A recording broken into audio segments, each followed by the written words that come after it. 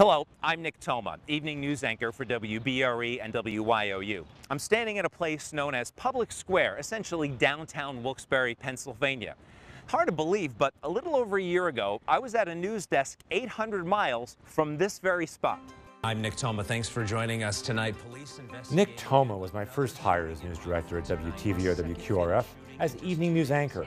Part of the appeal for him was that after decades as a morning anchor, he would become established as an evening anchor here in Rockford.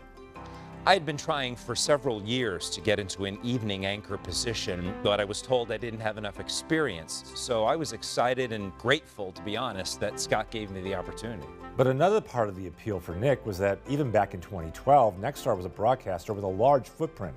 As I was recruiting him, I was able to discuss the possibility that eventually we might be able to find a position that would bring him closer to home in the Northeast. So that's where I come into this picture. Barely 4 months after becoming news director here at WBRE WYOU, I suddenly found myself in need of a new primetime anchor. I had a conversation with Jerry Walsh, and he remembered talking with Nick about Nick's desire to ultimately end up closer to his family in New Jersey. So that's when I called Scott. And I let my general manager know what was going on. That's because Nick was not only anchoring our evening newscasts, but also hosting our State Line Quiz Bowl franchise. We needed time to transition from Nick to his replacement, Eric Wilson. And so we came up with the home concept. Nick going home to the Northeast, Eric returning home to the air here in Rockford after a 2-year absence. We all communicated, and because of that, we worked out the details to everyone's benefit.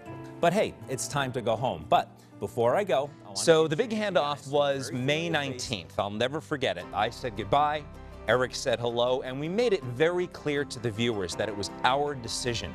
And we feel the viewers understood that this was a win-win for everyone involved. He is accused of breaking the laws that he was tasked with upholding. Nick has been a tremendous addition to the Eyewitness News team. He brought with him skills and work habits that were known to the company. He's been active in our community. And more importantly, he's helped us win time slots we hadn't won in years. And here in Rockford, the foundation Nick helped build continues to be a rating success.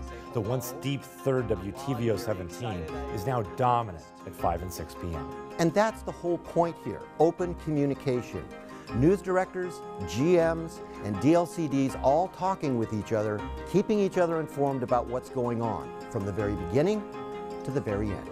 But more importantly, it's open communication with our employees, understanding what they want and the goals they have, and finding a path for them within Nexstar.